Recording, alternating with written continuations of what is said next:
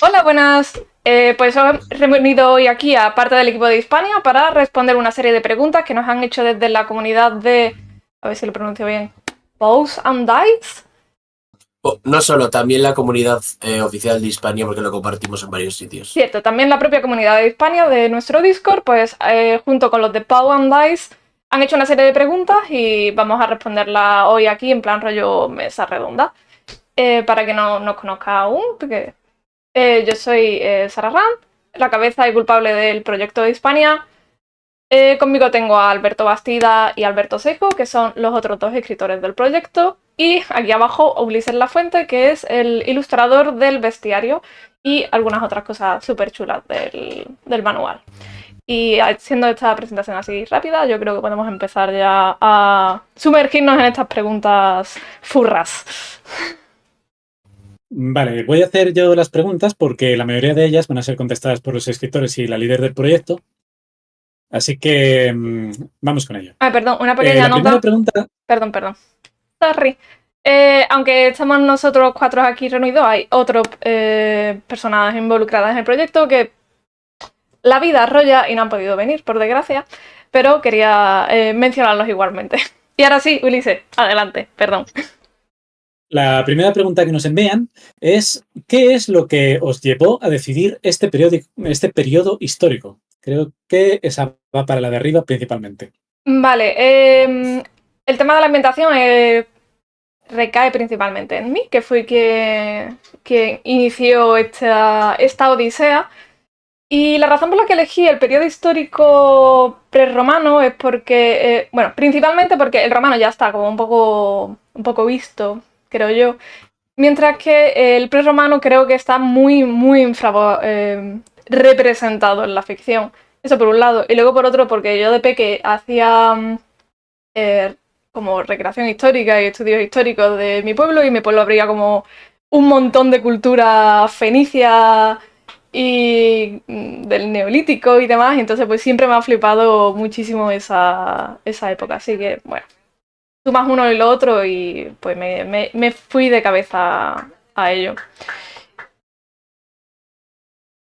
El resto no tuvo nada que ver en escoger el periodo histórico, pero ya está escogido antemano, así que vamos con la primera pregunta. Llegamos y nos reclutaron con el asunto elegido. Sí, habría un programa de inclusión de que si te hacían un 2x1 con Albertos vascos con barba. Diré, venga. A pesar, es decir, esos son los motivos, pero además es buena idea porque si coges Hispania post-romana, ya han entrado y romanizado los romanos. Entonces nuestra sección de cultura se queda y ahí se nos va la mitad del libro y la mitad del juego. En lugar de 7 culturas sería... En lugar de 7 culturas tenéis romano y romanizado, a tomar por culo. Bueno, a ver, bueno, hombre. Vasconesa. Todo ha sido gradual. Todo ha sido gradual, tampoco... ¿Algún vascón quedaría por ahí? Sí, algún friki. Hay un puente romano en Balmaseda, no sé yo creo que lo romanizaron también. Vamos entonces con la segunda pregunta. ¿Os esperabais el éxito que ha tenido el Berkami? El resto no, porque son súper pesimistas, pero en contraste yo sí, yo sabía que era un trabajazo, que ha estado muy bien movido, que ha estado muy bien ilustrado, que está muy bien escrito, que es interesante, que es nuevo, que es raro, y yo no voy a reconocerlo, pero sí una cantidad respetable de éxito, y llevamos una larga temporada de os lo dije desde que hemos empezado el Berkami, que es una de mis frases favoritas que decir. Yo sí me lo esperaba. Yo iba también bastante a... Bueno, ¿quieres hablar tú, Alberto? Bueno, como el orden me da igual. Ve tú primero, Ulises. Yo iba bastante a bloque con ello, tratando de contrarrestar a Ram, porque Ram, sí. Ella era de la opinión justamente opuesta y tal, de muy cautelosa con su... Ya os explicará. Pero bueno, yo creía que se iba a quedar sobre los 15.000 y luego en la recta final llegaríamos a los 20.000. Ya hemos pasado esa meta, así que ya he superado mi predicción optimista. Yo lo que me pasaba es lo siguiente. En el producto, como quien dice, es decir, la creación que hemos hecho entre todos, con ayuda de Ulises, con ayuda de Clara que no está aquí, de Keru, de Miguel, no es por presumir, pero nos ha quedado un producto de cojones. Ahora, el crowdfunding, pues funciona como funcionan. no puedes tampoco predecir con exactitud cómo va a salir. Entonces yo era más optimista que Erran, pero igual era un poco más cauto en las predicciones que otra gente. Pero bueno, que ya digo, si fuese en plan de ¿lo merece el proyecto? Sí. O sea, no es por tirarme el moco, pero creo que sí. Lo bueno de tener un proyecto con varias gente es que puedes decir efectivamente que el proyecto te mola porque te mola lo que hacen los demás. Y como que es muy guapo lo que habéis hecho. En mi caso no me lo esperaba en absoluto. O sea, yo tenía números y yo soy una persona que ama las estadísticas, así que me aferraba a ellas para mantener el positivismo, porque realmente no creía que fuéramos a conseguir alcanzar nuestro público. Y en mis pronósticos más positivos, más optimistas, mis sueños más húmedos, si lo queréis llamar así, calculaba que llegaríamos en el crowdfunding a 13.000. Y eso llegamos en 3 días. Entonces, bueno, yo desde entonces estoy un poco como... no sé, estoy living, no me lo creo. De hecho, he perdido... Hay una conversación... Ay, perdona. Sí, que... Dile. Que pasó mucho cuando estábamos planeando la campaña antes de lanzar el crowdfunding y estábamos yendo a ferias y yo hacía algunos vídeos y tal para intentar captar gente para que se apuntase a la newsletter en la que íbamos a anunciar el crowdfunding. Y de vez en cuando decías, se han apuntado no sé cuántas personas, vamos, 250 personas apuntadas, 300 personas apuntadas, las que sean.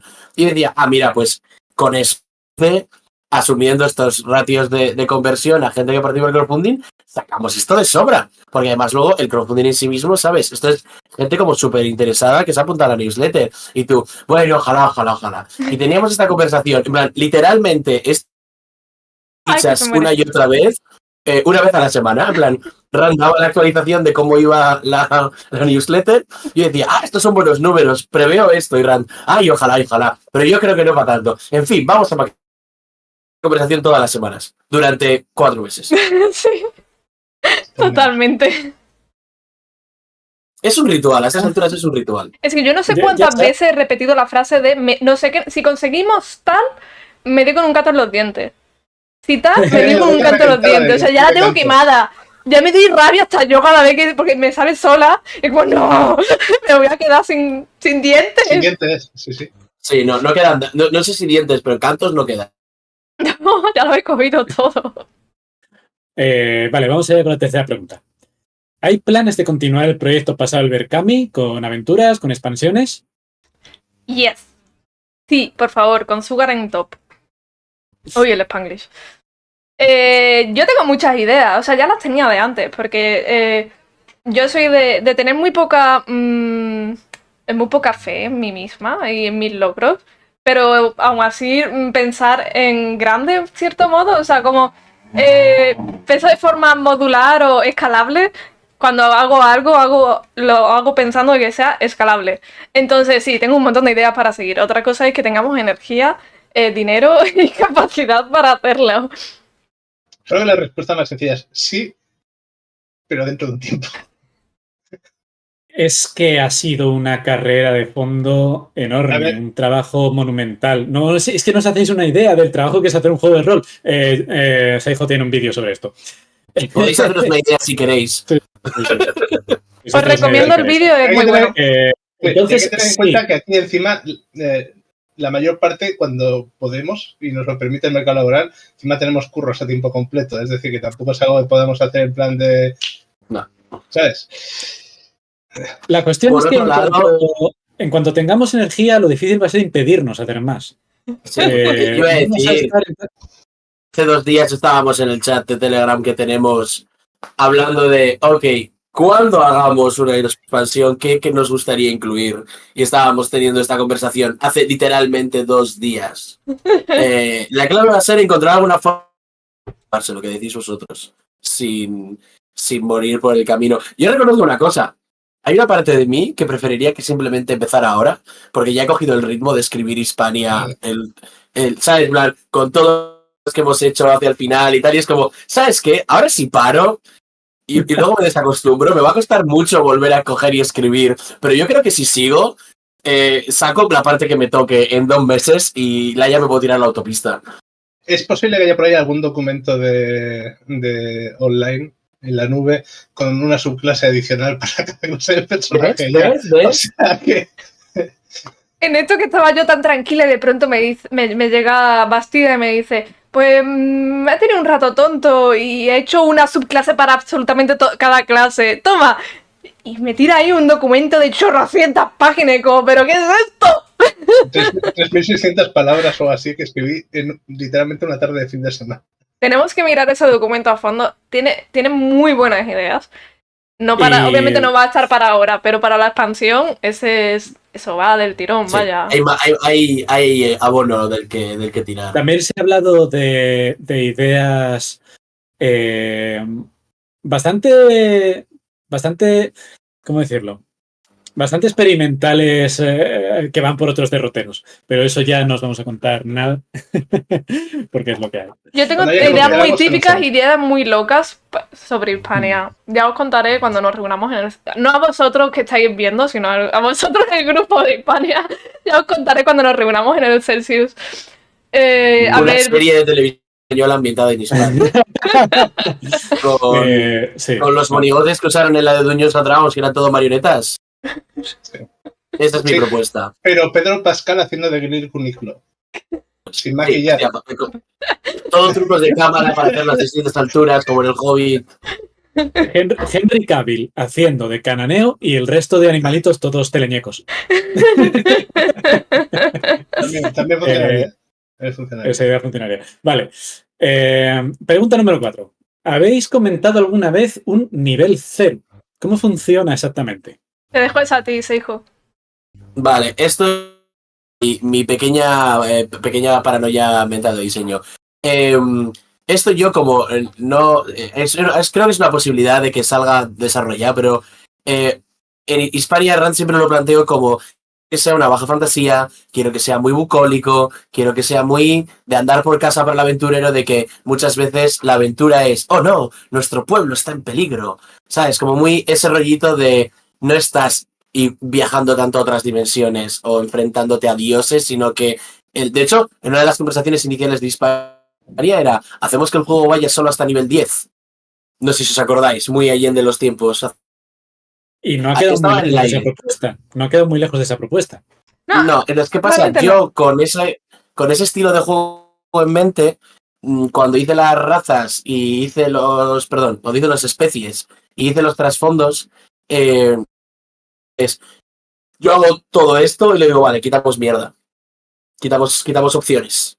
Y quité menos opciones de las que solía quitar normalmente para hacer que hubiese más abanico de herramientas para todas las especies y que los trasfondos diesen también, porque normalmente habría hecho las especies con todavía menos características. ¿Qué pasa eso? Que si tú haces un personaje de nivel 1 de Hispania, tiene más cosas que hacer y más herramientas en su caja de herramientas que un personaje de nivel 1 en D&D.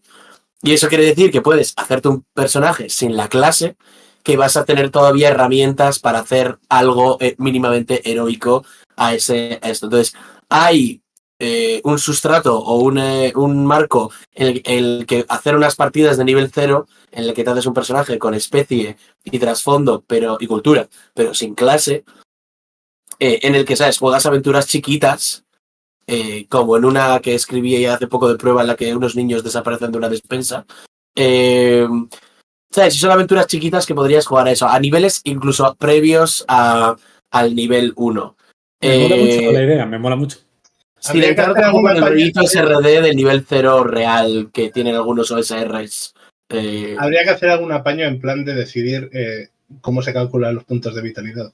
Sí, yo tengo un boceto de esas reglas que están ahí como para algún día de estos sacarlo de alguna manera que le parezca correcta al editor. De decir, pero vamos, es un boceto, están medio testeadas, pero no testeadas tan a fondo como me gustaría. Si algún voy a echarme el moco de que si se hubiese tomado una decisión respecto a cómo funcionan los puntos de vitalidad que propuse, no habría ningún problema. Pero como al final no lo hicimos, pues nada. Y eso nunca se sabrá. Estoy encantado. Y entrevistarme, os hago un artículo. Si un grupo de aventureros quisiese poner realmente, hasta los topes, Podría cogerse y hacer como en clásicos del mazmorreo y un montón de PJs de nivel 0 avanzando por una picadora de carne a través de, yo qué sé, Sí, una bueno, cueva en el Cueleves. es un inicio de campaña Y los clásica. PJs de nivel 0 que logren sobrevivir luego se convierten en héroes. Es Hay que un decir una cosa. inicio de campaña clásico. Sí. Es una ambientación que es de nivel más bajo en cuanto al tipo de fantasía que las clásicas de Dungeons and Dragons y demás, pero hay picadoras de carne. O sea, hay enemigos muy tochos en el bestiario y hemos dicho que las clases vayan hasta nivel 20, aunque yo al menos opino que sí, que hasta nivel 10 ya es como un personaje de nivel 10 de España, es como la puta hostia. O sea, es un monstruo, Sí, sí. es un semidios andante, pero bueno, queremos dar la opción de que si quieren jugar a niveles más altos se pueda. Ok. ¿Pregunta número 5? Vale. Sí, bueno, yo voy a hacer una puntualización aquí sobre el tema del nivel. Sí es verdad que al inicio le dimos muchas vueltas al tema de eso, de hacer un poco más bucólico y centrarnos en la parte de incluso limitarlo para que solo pudieran tener cierto grado de nivel y tal, pero al final el enfoque lo abrimos y de hecho no me acuerdo muy bien exactamente cómo lo explicamos en el propio introducción del libro, pero es un poco como de, puedes enfocar tu aventura de diferentes puntos, plan, pues nivel 0 es súper de barrio, problemas de comunidad, ¿no? Luego el pequeño héroe de pueblo, de nivel 1 a 5, a 3, luego un aventurero más dungeonero que sería de 5 a 7 o 10, y luego a partir de ahí pues son en plan pues jugando con un poco más al rollo mito griego de semidioses y héroes épicos. Yo creo que hay muchos enfoques en la mitología y en los relatos y demás de los que se puede beber para hacer aventuras más épicas. Muy bien. A ver, pregunta número 5. ¿Habéis adaptado algún aspecto de las religiones de la península ibérica antigua al juego? ¿Existirán deidades animales además de las criaturas fantásticas que hemos podido ver ya en los artes y en el tráiler? Esas son dos preguntas, eso es trampa. Técnicamente ya sale una deidad en el tráiler. Lo que pasa es que la bicha de Bazalote, la centauro, también conocido como esfinge ibérica, es una criatura que tiene cuerpo de toro, cabeza de hombre, y para los íberos es una deidad. Es un genio de los ríos, es un espíritu de los propios ríos a los que adoran y protegen. Y sí, o sea, efectivamente hay divinidades que no son humanoides, ni humanos, ni... Hay mucha variedad. En cuanto a si hemos adaptado religiones ibéricas de la península, un poco difícil de decir, en el sentido de que realmente no se sabe mucho de la religión antes de que llegara a Roma y lo impusiera su religión, por así decirlo, y más aún, bueno, no estoy 100% segura de hasta qué punto Roma impuso la religión, pero vosotros me entendéis. Hacían el sincretismo este raro de decir, así que lo que sea que tú crees es muy parecido a esta mandanga de lo mío. Adoráis a Zeus, pero le llamáis de esta otra manera. Sí. Hay un ejemplo muy mítico en el que dicen, aquí tienen, cuando conocen a gente de la zona norte de Europa, es como, sí, aquí tienen a Hermes como un villano y adoran a Zeus como nosotros, patatín patatán, y se estaban refiriendo a Loki y Odín, unas no sé qué versiones de ellos. Sí. Lo estaban haciendo el sincretismo Bueno, o que los egipcios hacían lo mismo de, sí, ellos adoran a sus bichos con cabeza de animales, pero son básicamente la misma mierda que nosotros. Sí, el tema es que la mayoría del conocimiento escrito, de fuentes escritas que tenemos de esa época, viene de civilizaciones clásicas que sabían escribir, por alguna casualidad, ¿no? Entonces, esto siempre lo van a contar desde su punto de vista, porque tú ponte que eres un tío que escribe en aquella época y tienes que dirigirte a una audiencia que lee. O que no lee, pero te la van a leer. Esa audiencia que lo va a leer viene de la cultura latina. Entonces, si tú le pones ahí que rezan a Odín, no tienen ni puta idea de qué estás hablando. Así que ellos ponen rezan a Mercurio. ¿Por qué? Porque por lugares comunes, ¿no? Y el romano lo entiende. La cuestión es que ellos no imponen en ningún momento a esos pueblos que conquistan el que vayan a rezar a Mercurio. Ellos simplemente crean incentivos estructuras de poder en las cuales, pues, el viejo clero va perdiendo poder y va ganando poder un nuevo clero. Y por eso hay esa transición, ¿no? Pero estas ya son religión comparada, religiones antiguas. Es decir, hay un Y momento luego más viene el adelante en el que cristianismo y son hace imponentes. adiós a todo. Sí, sí. Pero de nuevo, muchas veces no es una conquista violenta, es simplemente una transfusión de poder. de, a un Bueno, rey le conviene más, a un rey le aquí lo conviene importante, más en un momento perdón, dado Luis, creer, que nada, a me un rey estás le conviene contando. más en un momento dado creer o apoyar una religión u otra y lo hace. Y todo el mundo cambia detrás de él. No es una conquista tampoco. Bueno, Sí, respecto a voy a Islam. entrar y salir porque no os estoy entendiendo. Llevo oyendo una palabra de cada 4 de Ulises. No sé si me estáis oyendo tampoco. A ti se te Y creo que corta me de vez en estoy. cuando. Se te Así corta de que vez en cuando. Vale, prueba. entonces, si también he oído corta, así que asumo que sí, voy a salir. O no voy a salir porque se va a congelar la pantalla.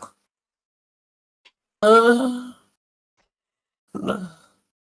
Pero bueno, No. respondiendo a la pregunta mientras hijo vuelve y resucita. Vamos a Em, probar. Hola, hijo. Hola. Oh, es ¿Nos ruido. oyes? Sí, estoy seguro que estoy de acuerdo con todo lo que ha dicho Ulises sobre romanos. No estamos hablando de romanos ya. El caso en el juego.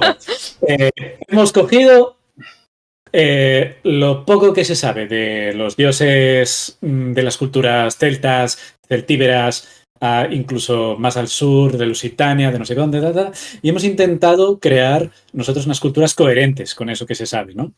Ah, mucho bien a través del folclore, que en realidad tampoco es muy preciso. Así que todo consiste en que la fantasía funcione y que sea un poco coherente entre sí. Yo diré, hay también una dinámica que tuvimos Rand y yo cuando estábamos con las culturas, que era muy graciosa, que Rand me ha Hay que se le encontrado corta. de distintos dioses íberos, pongamos, y tiene una lista de patatín, patatín, patatín, patatín. Y claro, yo iba al chat con Rand y es como, Rand, no sé si podemos tener 16 deidades íberas. Piensa en el dolor de cabeza que le vamos a dar a un íbero que quiera ser un clérigo.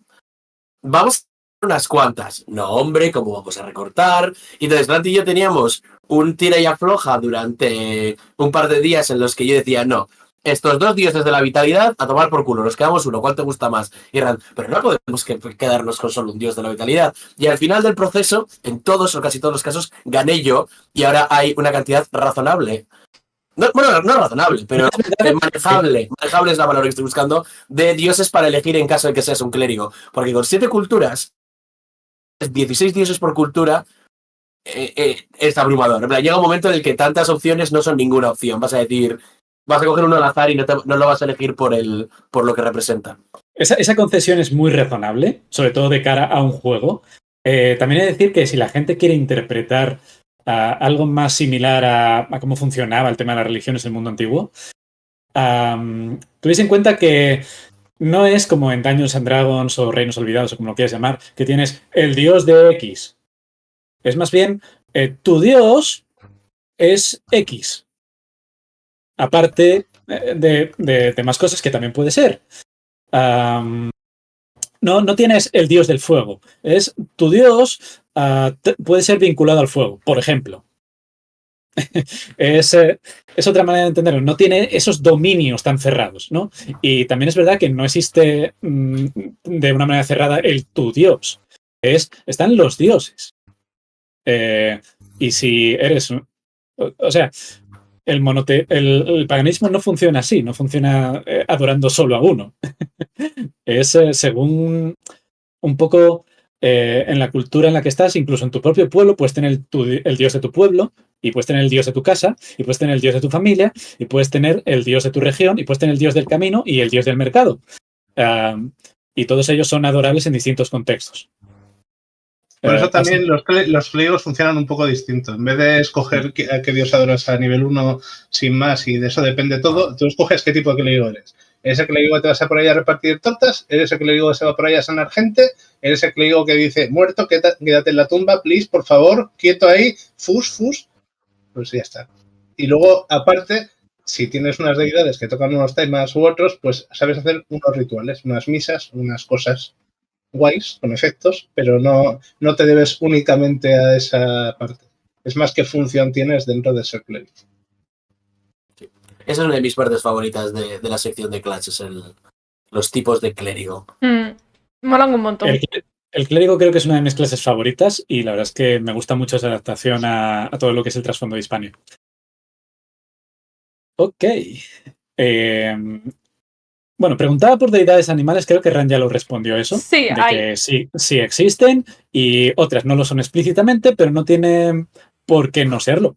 Zeus no es una deidad animal, pero a veces aparece en mitos como toros o como cisnes o como un montón de cosas. Así Lo que sea por mujeres. nosotros darle a la imaginación. Número 6. ¿Cómo trataréis el tema de las divinidades y los oráculos tan comunes en la época? ¿Las divinidades actuarán o son simples creencias? ¿Habrá sacrificios para traer el favor de los dioses? De nuevo, 3 preguntas. Las divinidades existen en el mundo. De hecho, el mundo es como es porque las divinidades así lo han querido. No porque haya una evolución como tal.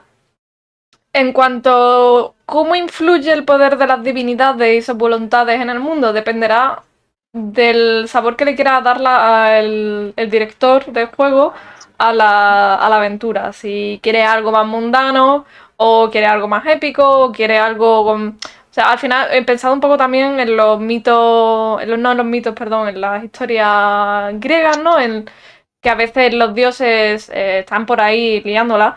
Y todo es porque han puesto una manzana donde no deberían haber puesto, o cosas así, pero luego más allá de eso no afecta en nada, o hay otros en los que están todo el rato metiéndose en medio, y demás. Estamos sacando tanto esta conversación porque si hablamos de dioses celtas como Aramo, Belenos, Lug o todos estos, no conocemos realmente sus historias, porque claro, nadie se sentó a escribirlas.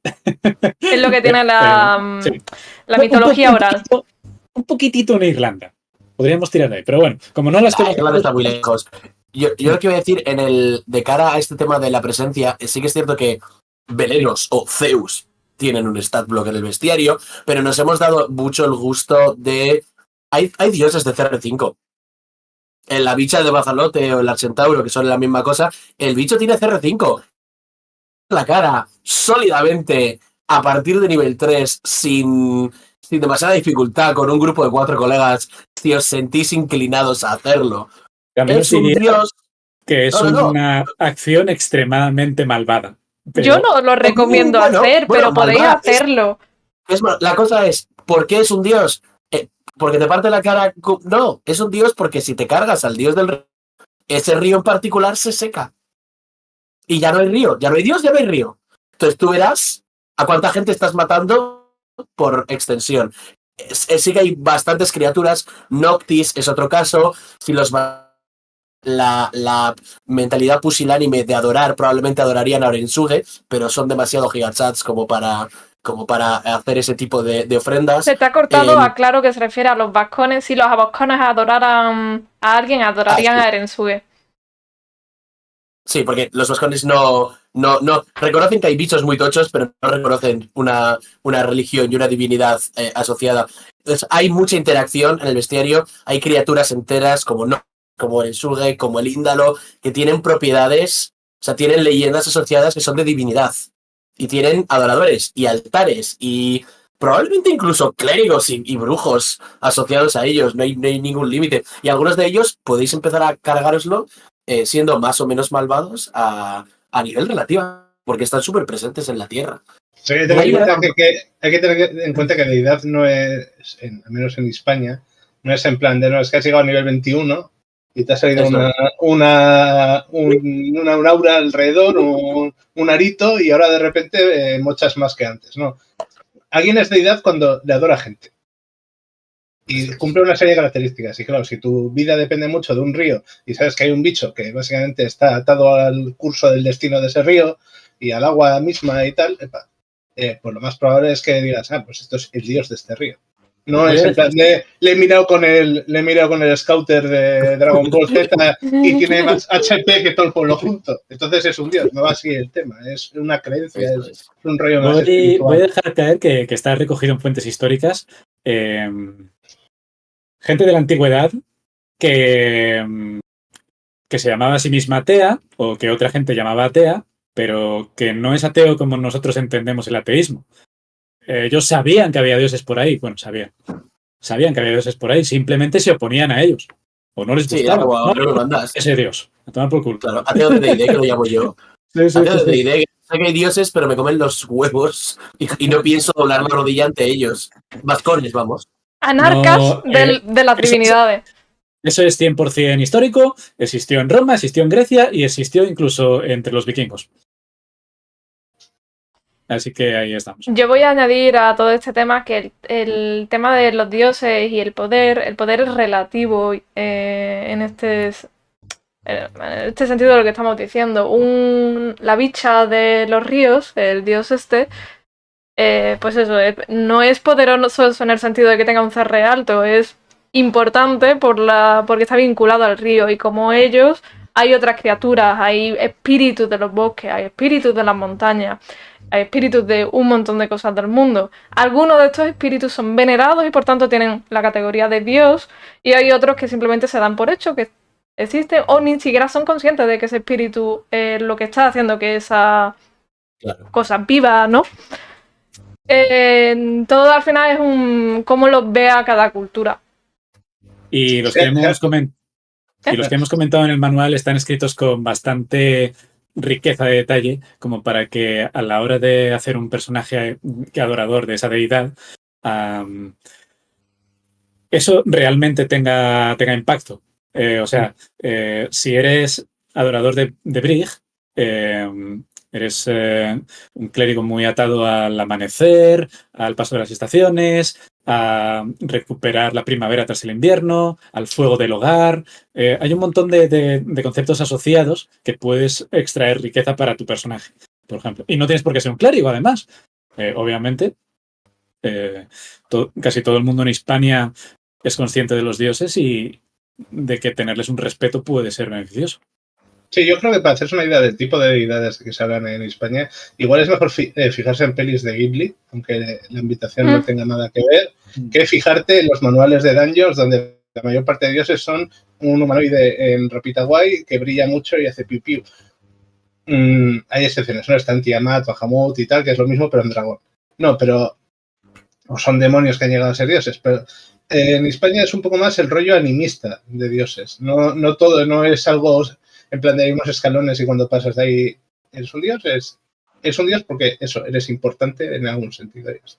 La peli concretamente de Ghibli que creo que te pone muy ahí a tono sería la de Mononoke. El cómo te ejemplo que iba a poner. Pero, por ejemplo, ahora se me ha ido el nombre, pero el dragón de la peli de ¿Chihiro? De Chihiro, también eso se consideraría un dios en muchas culturas. Porque al final es un río. También. Y a muchos de los que atienden en los baños de Chihiro son dioses. Y hay dioses que son un nabo, es un puto nabo, y es un dios. Y hay dioses que es como una especie de representación física de la avaricia y la podredumbre moral y tal, porque Sin Cara también es un tipo de dios. Está bien traído porque es un ejemplo que conocemos hoy día de politeísmo efectivo. Y realmente sí, se parece mucho. Pues es mejor imaginarte dioses en ese sentido que dioses en el sentido de es un señor que está en el cielo y hace cosas. Y esto da pie a que podáis jugar a un comando de soldados de élite púnicos infiltrándose en territorio ibérico para secar un río a hostias. Aventura gratis, ¡bam! Hablamos mucho de ríos, pero con las montañas no hay huevos. No, con las montañas de huevos. No te digo yo que era de huevos con las montañas. Hasta que invente la dinamita. Hasta que invente la dinamita, luego ya veremos. Vamos a la pregunta 7.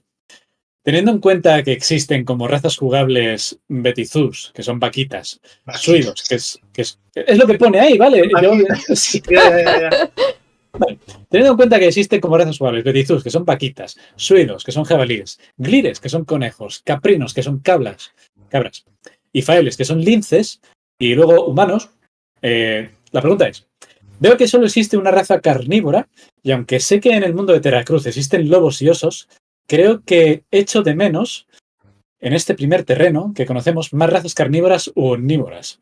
teniendo en cuenta que en la península ibérica tenemos gran multitud de especies únicas, como son los lobos y los osos ya mencionados, el águila real o el cernícalo, o los personajes alados, o razas de escamas como la víbora áspid.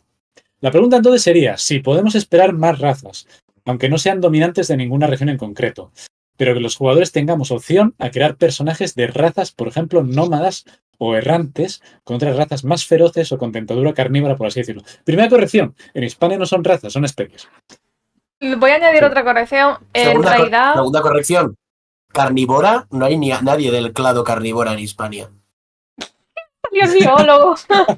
Hay felínidos y hay ungulados, pero carnívora no hay ningún carnívora. Biólogo, ¿vale? Bueno, O sea- en mi vídeo sale en el otro lado Seiko, pero sí.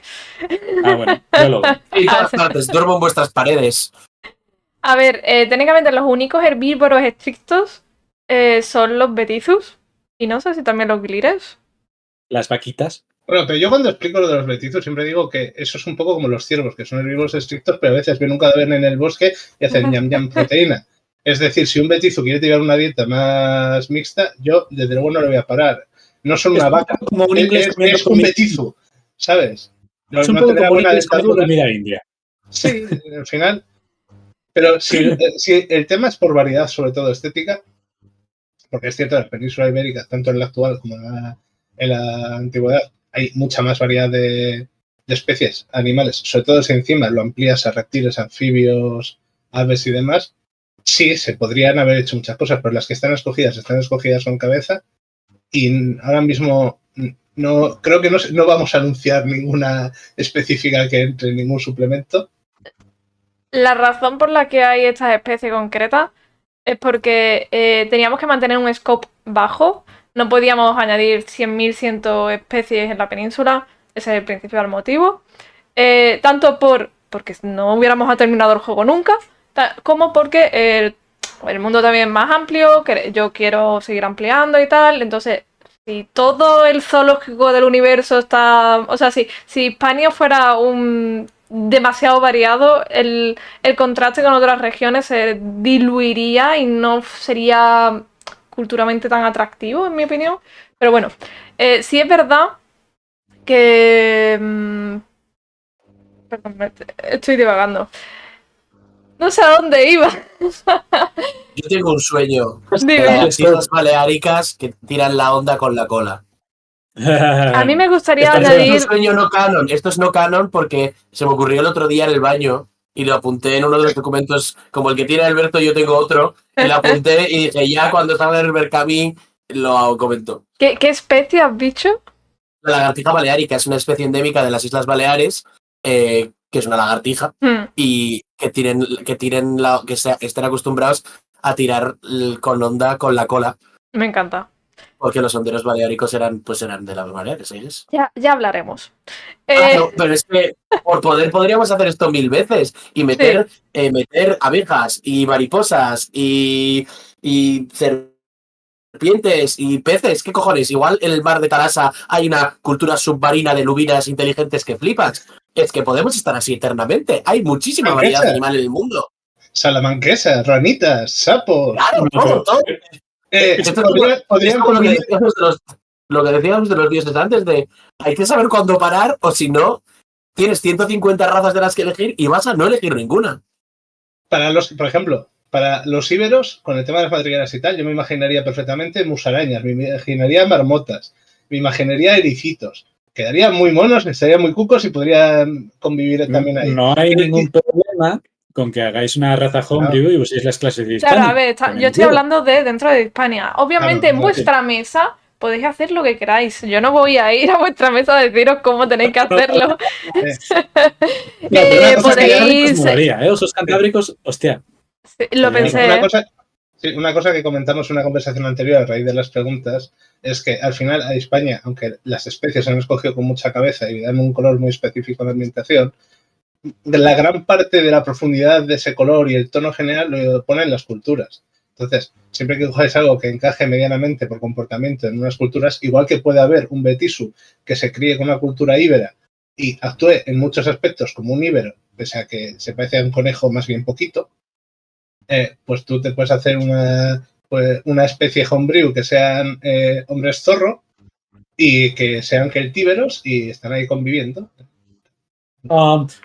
Puedo creer en los dragones, pero pongo el límite, pongo la raya. Pongo la línea en que los zorros convivan con los conejos, ¿no? Si necesitáis aferraros a una excusa narrativa a la hora de decir cuál es la... ¿Por qué no? ¿Y cómo es que nadie ha mencionado mi especie de hombres lobo cantábricos? La guía es la guía de Polibio. Polibio es un señor griego que se pateó Hispania y escribió en un libro lo que se iba encontrando. Pongo dinero en la mesa, no lo pierda, que Polibio se dejó cosas sin mirar. Porque es la naturaleza de un muestreo de campo, hermano. Vas a llegar a Baskonia, vas a visitar 3 pueblos de Betisus, no vas a ver nada que no sea un Betisus y vas a decir, todos los vascones son Betisus. Y hay Porque una zona de tejones. Subir a un pueblo en los Pirineos donde hay un pueblo de águilas, bueno. O de tejones, o de lo que O sea. de tejones, eso es. Al final, que no me un pueblo de tejones, ahora que lo pienso. mientras encaje con lo demás, Sí. encaje con la cultura y con todo lo que le rodea, realmente se puede ampliar, se puede homebrewar, como Sí. gustes. De hecho, puedo pedir que todas las razas homebrew o clases homebrew o culturas homebrew que hagáis, que empiecen con una corrección de algún sabio griego a Polibio. En plan, en respuesta al tratado de Polibio, visitando los pueblos de no sé qué, no sé cuántos, he encontrado a la siguiente gente. Y empiezas con tu homebrew. En plan, que solo sea correcciones correcciones didácticas, académicas al trabajo de Polibio. Eso sería 100% canon con Hispania y 100% canon con lo que es la cultura antigua, porque te pones a leer retazos de filósofos y son constantemente los unos llamándose gilipollas a los otros. Exacto. Y me haría muy feliz a mí en particular. En fin. Yo quiero leer eso. Por soltar una tontería que a mí me hace mucha gracia, es que en España tenemos un montón de murciélagos. Pero un montón. Realmente podría haber poblados de murciélagos en todas las culturas. Pues si queréis gente con alas... Pero bueno, volviendo a la pregunta más en el canon, porque al final lo que acá en vuestra mesa es libertad creativa vuestra. Volviendo un poquito al canon, las razas que hemos cogido son... hemos intentado hacer algo representativo de cada zona de la península y que fuera en sintonía con la cultura que queríamos transmitir y demás. Y en cuanto a la respuesta la pregunta de ¿habrá más suplementos con razas, con especies nuevas que puedan venir? Mira, los viajeros existen y suplementos quiero hacer. Entonces, cabe suponer que sí, que la respuesta es sí, habrá, esperemos, más especies que puedan venir de paso o no tan de paso por la península. Vamos entonces con una pregunta delicada. Verás. Pregunta número 8. ¿Una pareja de diferentes especies, por ejemplo, un lépido y un caprino, podría formar una familia? ¿Los hijos tendrían rasgos de ambos progenitores o serían exclusivamente de la especie de uno de ellos? ¿Son mal vistas estas relaciones en el mundo o depende de la región? A ver, son varias preguntas. Sí, no. ¿Pueden hacer una familia? Sí, nadie te lo impide. La adopción es algo que existe en la península y en general la mayoría de las culturas que hemos descrito, todas son favorables a la adopción. Solo hay algunas que creo que eran los íberos que lo miraban, según que lo miraban un poco raro. Pero con detalles, Sí. Con los íberos la adopción era política. Con los íberos la adopción era política, entonces importaba más en términos de pasta y clanes así. Pero ya está. Y ahora sí la consideraban porque, ¿sabes? No sería política si no existiese. Es como Se menciona además, me parece específicamente. Creo que en la mayoría de las culturas mencionamos, como mínimo en la IPABRA mencionamos el tema de la adopción, en las otras no me acuerdo ahora mismo si lo mencionamos o no, pero existe y se daba y perfecto, o sea que familias pueden montar. ¿Estaba bien visto en la mezcla de especies? Pues depende de la cultura. Hay algunos, por ejemplo los íberos, no se puede, está mal visto, pero tienen como un... ¿cómo decirlo? Un apéndice de, bueno, pero si lo hacéis de esta manera, os lo perdonamos. Y en otras culturas es un poco... Cada una tiene su propia visión del tema. En cuanto si pudieran tener descendencia, son especies distintas, así que técnicamente no. Pero la magia existe, o sea... Eso es. Y de nuevo, Eso sí. el homebrew existe. Si queréis vosotros hacer otras reglas distintas en vuestra casa, podéis hacerlas.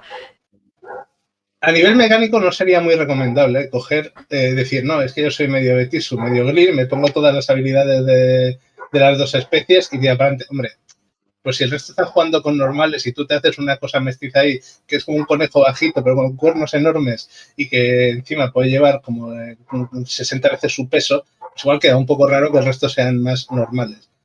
No está Pero descrito, bueno, mecánicamente. sí, un poco de seso si queréis hacer alguna cosa de esta. Yo en mi mesa, a un jugador en el que confíe, seguramente le dejaría. Ha habido alguna bendición por parte de una divinidad o el poder del amor lo supera todo y tal, y es guay. Pero... O peor aún, ha salido totalmente... ¿qué es esta cosa? Fue una noche loca y... En fin. Y luego, de cara a lo de si están mal vistas las reacciones, si vais por algo muy excepcional, eso no lo vamos a cubrir en el libro. O sea, están descritas algunas cosas, pero claro, si te vas a cosas muy nicho, eso no va a estar descrito. Pero, bueno, puedes mirar la relación que hay entre las diferentes culturas eso sí, y podéis verlo ahí. Por ejemplo, los Keltoi se pegan más entre ellos que con gente de fuera. Esto es una cosa casi... Como te pegas tanto, ya ni siquiera son tus enemigos. Son, bueno, vamos a pegarnos. Los vecinos. Sí. Pues, yo voy a decir, sí. yo veo el mundo de la siguiente manera. Independientemente de con quién te líes, va a haber alguien al que le parezca mal. En general. Entonces, si la pregunta es, ¿va a haber un porcentaje más amplio de la gente a la que le parezca mal? Solo si eres rico, probablemente. ¿Sabes? A nadie le importa con quién se lía la gente pobre. Bueno. Otra cosa es que seas, no, mi Glir es el heredero de no sé qué dinastía y me quiero liar con un caprino. Pues hermano, a todo tu clan le va a parecer mal porque van a querer unas expectativas. Pero es que esto es lo mismo que el personaje humano de la campaña de fantasía que se enamora de una plebeya. Simplemente no hay una diferencia de especie, pero a su primo, el que le quería poner el trono y que produciese descendencia real, no le va a parecer bien igual. Sin conejos ni cabras de por medio. O sea, meter todas las tramas dramáticas que queráis. Es lo que yo estoy intentando decir. Aparte, tampoco podemos, igual que no podemos controlar que un grupo de jugadores prefiera que sea en plan, no, queremos que sea mucho más estricto el tema cultural o social, tampoco podemos controlar que otros prefieran que sea más amplio. Al final, no hemos cogido y hemos puesto un canon, también hay que decir que de la cultura he tocado más bien nada, pero que no hemos hecho un canon que sea en plan, esto está grabadísimo en piedra y es imposible que nadie se lo salte. Igual hay un pueblo Keltoi que es súper pacífico y no quiere saber nada de incursiones a los vecinos. Habrá. Así que cada vez que alguien les habla de incursión, les pegan. Exacto. Que no hacer las cosas. Es el dar un capón y decir que no pegas a tu hermano. Justo mis jugadores están en un castro que no están haciendo racias y los otros castros están en plan, pero serán cobardes que no nos hacen racias. O sea, se burlan porque no les vienen a hacer racias a ellos. Lo único, los iberos sí que tenían esa limitación de... Pero no es ni siquiera... a mí me hace mucho de canon, a ningún ibero le importa que un conejo se líe con una cabra. Canon le importa que un conejo se líe con una liebre. Distintos tipos de Glir, porque tienen 3 subespecies. Eso sí, eso está mal. Vete con un vascón, haz lo que tengas que hacer, mi reina. Suerte con la noche de bodas. Con un conejo de otra parte de la madriguera, eso está mal. Eso está mal. Y hay un cuadradito de cuando una pareja de este tipo surge, se piran a otro sitio. Porque a los keltíberos se la suda. Mira, venga, a la cena. O piensa los faeles, que son más cosmopolitas en general. Son más, incluso un poco aristocráticos, ¿no? Incluso. No todos, pero bueno. Ellos probablemente no vean bien que familiares suyos de repente, yo qué sé, se casen o tengan relaciones con pueblos bárbaros, ¿no? Todo depende de tu estatus. Es lo que dices. Si son muy pijos y muy snob, claro que les va a parecer mal. De todas formas, para ser totalmente honesto, el problema para hacer este tipo de romances en una mesa de rol lo vas a tener porque la gente va a empezar y nadie se lo va a tomar en serio, excepto la persona que se lo está intentando tomar muy serio y con suerte el narrador.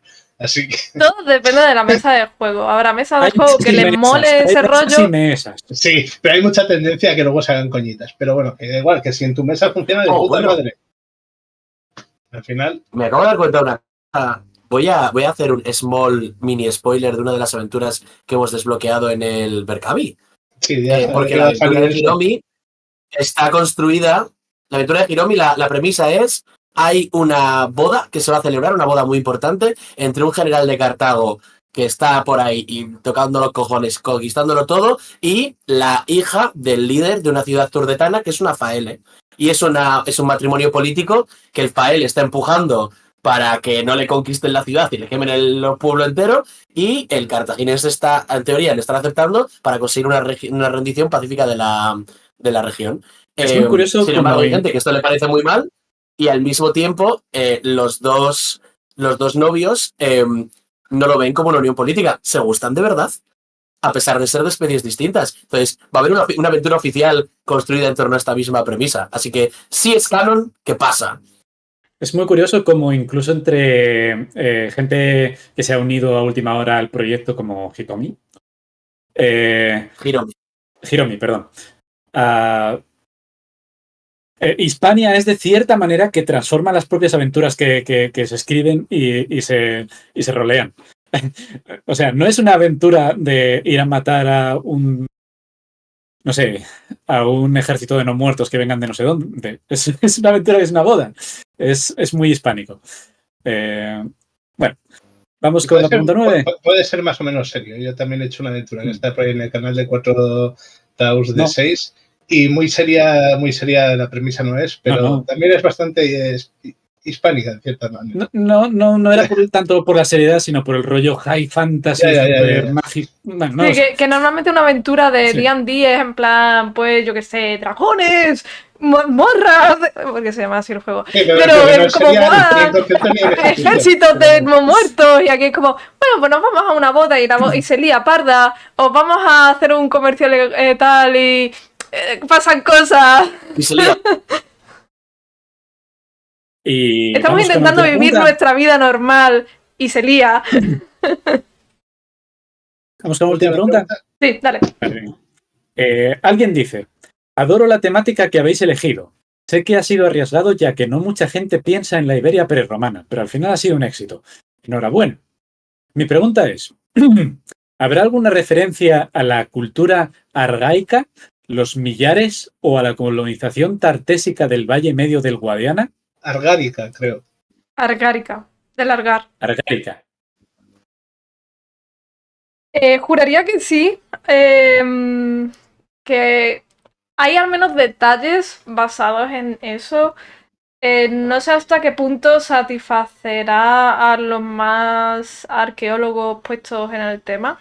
Pero yo creo que si tenéis conocimientos de todos estos temas culturales y de esa época, como mínimo notaréis guiños, algunas referencias o algunas inspiraciones que hemos sacado para perfilar todo lo que es la cultura y la época concreta en la que se encuentra Hispania.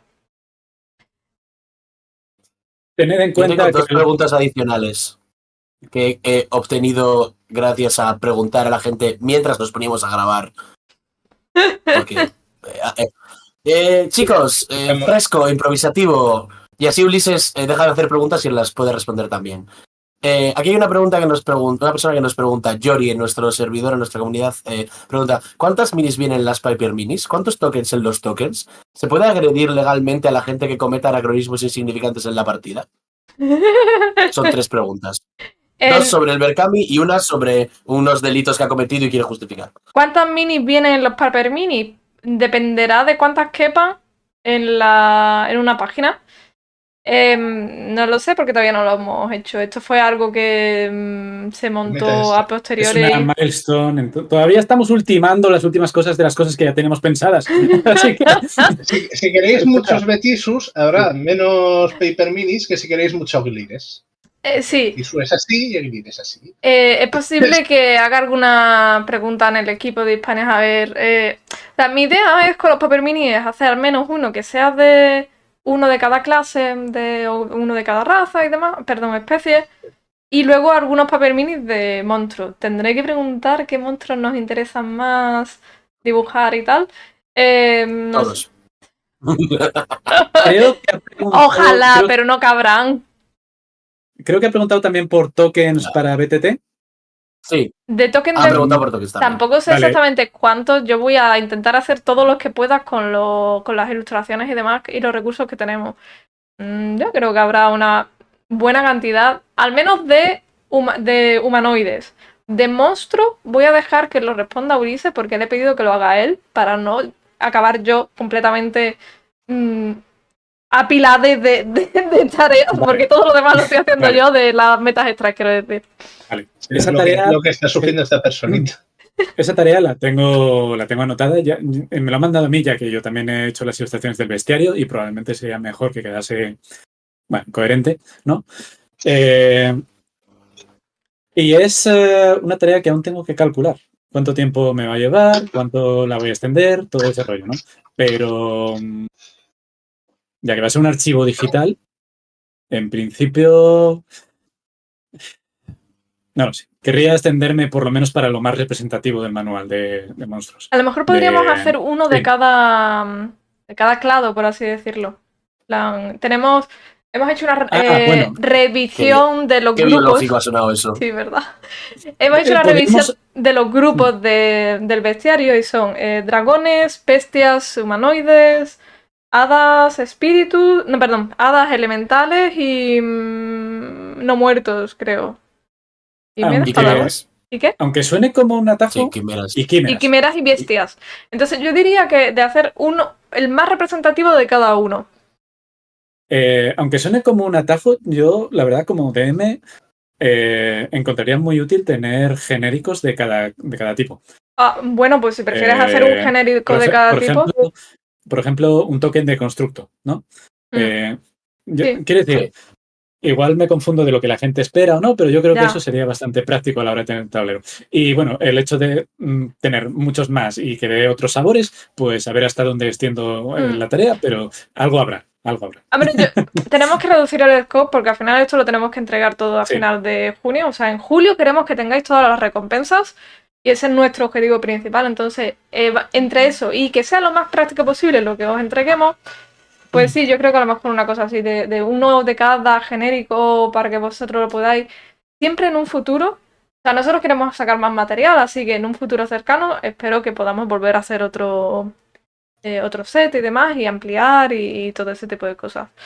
Pero bueno, ahora mismo tenemos que concentrarnos en lo que podemos hacer. Sí, hemos creado una comunidad en Discord que es muy probable que ahí se acaben compartiendo también recursos de este tipo, aparte de los que saquemos nosotros oficialmente. Entonces, si es algo que os interesa, porque vais a montar muchas partidas online, igual es buena idea uniros y asomaros. Y si has agredido a alguien por cometer un anacronismo en una partida, no te preocupes, puedes enseñarle el juego a la gente de policía que te está deteniendo y este vídeo en este minuto. Y la gente, déjale que metieron patatas en la partida, que no se puede. Y luego, una última pregunta más, que alguien nos pregunta, una parte que no hayáis escrito vosotros del juego que sea vuestra parte favorita. En el caso de Ulises, tiene el que más donde elegir. Que empiece él. Así que supongo que Ulises, tú vas a decir un dibujo del juego que no hayas hecho tú. Vale, ese es el espíritu. Es verdad. Pero no quiero empezar yo, que empiece Ran. Vale, venga, va. Vale, Me estáis tienes que haciendo responder escoger. dos veces. O sea, es como decir Tú cuál es tienes tu que hijo responder favorito. dos veces. ¿Perdón? Dos veces. Tú tienes que decirnos una ilustración tuya, Vale. o sea, no tuya, y algo, una parte, un texto, una parte de escrito. Vale, mi ilustración favorita de todo, yo creo que es el de los dos vascones, en plan que parecen comunistas. ¡Oh, sí! Es que es súper potente. De hecho, justo hoy, bueno, cuando veáis el vídeo no será hoy, será otro día, pero justo hoy hemos subido en el blog de Berkami la cultura, hablando sobre la cultura vascona, y está un recorte de esa ilustración y me flipa, es que es muy chulo. Este es el ilustrador que lo ha hecho y no sé, me mola un montón el diseño que tiene en la ropa porque se nota que le ha dado como una reinterpretación a los vestidos típicos actuales vascones, pero dándole una vuelta para que parezca del neolítico, bueno, de la edad de hierro y demás. Entonces está muy chulo. Y vais a seguir vosotros y luego yo digo mi parte favorita, no voy a decir todo seguido. Yo abro y cierro, venga. Bastida. Vale, primero, Esto lo digo sin querer hacer ni un poquito de feo a la parte del bestiario que hace mi tocayo, porque en general el bestiario me parece un trabajo de puta madre. Pero si tengo que escoger cuál es la parte que más me gusta de la parte escrita, y la razón por la que en el fondo me metí en el proyecto era toda la parte de ambientación que se había currado ya. Todas las distintas culturas y tal, aunque ha evolucionado una vez que entra más gente al equipo, la base a mí ya me gusta lo bastante como para tirarme de cabeza el proyecto. Eso es. Para mí es las citas de la discusión. Grimorio. En el Grimorio, en vez de escribir uno las Pero citas. un poco y de ya está. contexto primero. Bueno, sí, es verdad. Cada libro tiene como un personaje detrás del libro que te va dejando citas en cada sección sobre, bueno, es como extractos de un libro que ese personaje ha escrito dentro del mundo de Hispania. En la guía de Polibio es Polibio contándote sus viajes por Hispania.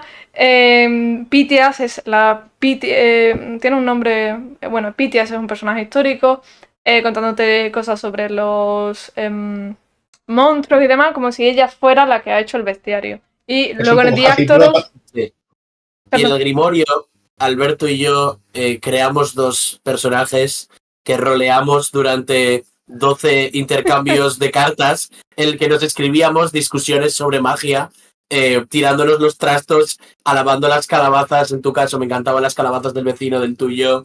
Entonces yo hice un personaje, él hizo otro personaje, y los dos estábamos como respondiéndonos una y otra vez. Eso fue un ejercicio creativo súper chulo. Y Sí, el fue personaje que hizo Alberto, que era un sabio keltoy, que le estaban cogiendo el dictado porque el tío no sabe ni escribir para las cartas. Y el tío estaba ahí hablando de calabazas y el tío sabía más de magia que el mago griego. Era la hostia. Esa parte me gustó mucho. Tanto hacerla como luego posteriormente en los repasos, leerla, me ha divertido mucho. Sí, quedó graciosa, la verdad. Yo, sobre ilustraciones, voy a decir que la parte de los instrumentos que ilustró Miguel. Porque, bueno, esto es muy, ¿cómo se dice? Muy icónico del emblemático, es la palabra que estamos usando. Esto es muy emblemático de todo lo que es Hispania, porque todos hemos como aportado como nuestra perspectiva, nuestra expertise, por así decirlo. Miguel sabe mucho de instrumentos musicales. El tío toca y tal, cosas, flautas, cosas. Vale. No, ¿qué instrumentos toca, Ran? Porque creo que sabe bastante. Bueno, me has pillado. Creo que sabía la guitarra acústica, el whistle. No sé. En fin, le he visto varios música. tocar. Ante la duda, asumid que Miguel sabe tocar todos los instrumentos. No lo sé, a Es mí me músico. flipa. Yo no sé qué sabe tocar, Sí. pero de vez en cuando le veo un vídeo en plan improvisando con un grupo de gente que no conoce, tocando, y es como, ¿cómo podéis hacer esas magias si parece que habéis estado ensayando toda la vida y simplemente os acabáis de sentar en un banco con gente que no comparte ni vuestro idioma? En fin, es músico y se junta eso con que además pues tiene mucho interés por el tema histórico y es muy buen ilustrador. Así que él solito se ha currado una página ilustrada con los instrumentos apropiados para la época y es un trabajo que no vais a encontrar en ningún otro juego de rol. Es la hostia. Encima, son los Sí. instrumentos apropiados para la época con detallitos de Hispania específicos. Uh-huh. La especie, nunca me acuerdo cómo se llama, el cuerno este que tiene como forma de... El Carnix. El Carnix. El Carnix, pues tiene una cabecita de suido arriba, pues queda la madre de guay. Arqueológicamente correcto, además. Y me hace mucha gracia la idea de hacerte un personaje bardo en este mundo y mirar tu lista de instrumentos y decir, bueno, pues yo voy a llevar una mesa y 3 palos. A ver, Asturiano, una chalaparta que tiene todo el sentido del mundo porque un vascón puede cargar muchísimo más peso que el resto y llevar una mesa con palos es tan razonable como tú llevando una guitarra en la espalda. A él le da, o a ella le da igual, y dice, bueno, pues unas tablicas que llevo aquí, si tampoco pesan tanto. En una emergencia encima se pueden usar para un montón de cosas. Es que ¿Quieres montar un banquete? Usar la chalaparta. ¿Os vais a morir de frío? Y haré otra chalaparta otro día, pero de momento tenemos de dónde sacar combustible. ¿Hay que pegarle a alguien? Usar la chalaparta. La chalaparta vale para todo. Llevando este instrumento que es como una especie de bastón para pegar con el suelo. El que No, se no sé usa el nombre ahora. para la fruta, era las manzanas o algo así, creo que era. Eso es. Bueno, veréis toda También hay clase de panderetas si instrumentos. queréis algo más portátil. Veréis toda clase de instrumentos exóticos y por alguna razón Hispania nos ha quedado muy musical porque en todas las ilustraciones muchas veces los ves bailando o los ves tocando instrumentos o llevando instrumentos porque es casi más frecuente que verlos con armas. Es una cosa muy curiosa, salió orgánicamente. Algo de este rollo de que son culturas, viven su vida y están descritas como eso. Gente que no es tampoco que estén en guerra todo el rato. No es No. Warhammer 40.000, Sí, sí, sí, sí. ¿no? Hay muchas más cosas aparte de la violencia. La verdad que no fue una cosa intencionada de que yo les dijera, no, no, quiero que hagáis solo cosas costumbristas, nada de nada de millonero, nada de guerra y nada tal. Simplemente, no sé, es como que Hispania fluye de esa manera, ¿no? De ese tono costumbrista y plácido en el que cualquier cosa puede pasar. Sí, aunque el juego comparte mecánicas con Dungeons y tal, al final nos hemos Sí. basado en SRD. El vibe general yo creo que nos ha quedado más que distinto. Por ambientación, por las especies y porque en general la perspectiva con la que empezamos es muy distinta. Yo he oído comparar a las ambientaciones de Dungeons, no solo las oficiales, sino un montón que hace la gente caseras, que más que ser fantástico medievales, al final acaban siendo una feria de renacimiento de estas americanas, donde hay unas mozas vestidas de tabernera medieval sirviéndote cervezas en vasos de plástico y la gente hace peleas de espadas que son totalmente anacrónicas con el tipo de disfraces que lleva la gente y tal. En cambio, aquí pues hemos cogido todos un poco un rollete más histórico para la mayor parte de elementos y creo que eso ha hecho que el final pues, como tenga un gustillo muy distinto del tipo de fantasía. Hay 3 páginas con ilustraciones de arsenal de armas y el arma, o sea, y hay un montón de armas raras. Hay armas egipcias, hay armas, de inspiración celta, de inspiración íbera, hay un montón de armas a bloque. Y el arma más fantástica que hay ahí, que se sepa, es un espadón, que es simplemente como una espada normal, pero más larga. ¿Qué está sonando? ¿A quién están matando? Hay fuegos artificiales en mi barrio. Voy a cortar mi ¿Me audio. bombardea? Esta era la última pregunta. Solo nos queda que Randos cuente su ilustración favorita. No, ya ha dicho su sección favorita y ya está. Yo estaba pensando a ver si no se dan cuenta de que y me libro No, hermana. de señalar a ver, hay muchas cosas que me gustan. Por ejemplo, me gustó mucho. Si bien yo fui quien creó la ambientación y hice toda la investigación de. Bueno, me he llevado años haciendo investigaciones sobre todas las culturas y demás, escribiendo y tal. Mi texto era como un poquito demasiado académico. Y me gustó muchísimo ver cómo Seiko reinterpretaba ese texto para hacerlo más bonito y agradable de leer. Es que no sois conscientes, cuando dice académico daba la sensación, y de hecho creo que en algunos casos había Un paper. Era un puto paper. No, tío, que había como el 1 y Sí, abajo el lenguaje APA, de dónde lo había sacado, es como súper útil, no lo podemos meter en el manual. Sí, estaba todo lleno de citas de referencias de... Tenía los textos llenos de referencias para acordarme de dónde había sacado cada cosa. O de dónde había sacado la inspiración, porque no era todo en plan tal. Pero, aunque, por mucho que disfrutes de leer tu reescritura de la escultura, a riesgo de... bueno, y a ver, no voy a decir las reglas, porque las reglas me molan mucho y fueron la razón expresa por la que os cogí a vosotros. Concretamente, o sea, sabía muy bien lo que quería cuando dije ¿os unís? Entonces, pero a pesar de que eso también me mola un montón, debo decir que una cosa que aún todavía, 5 años después, porque eso fue de lo primero que escribiste, 5 años después todavía lo releo y me río, son con las citas de Polibio. O sea, qué tío más pedante. Es que tremendo. Cada vez que veo una cita es como, madre mía, para hacerla así. Y me hace mucha gracia, me encantan. Las citas de Polibio son mi parte favorita. Las citas de Polibio me quitaron años de vida porque era escribir una y sentirme sucio. Es eso, tío, a diferencia de las que hice con Alberto, que hicimos el toma y daca, que hay el personaje que yo roleé en esa escritura era solo tonto y entonces me hacía gracia. Polibio es petulante, es creído, es racista, siempre está dando la perspectiva más limitada del mundo, pero dándoselas de gran sabio que ve la verdad.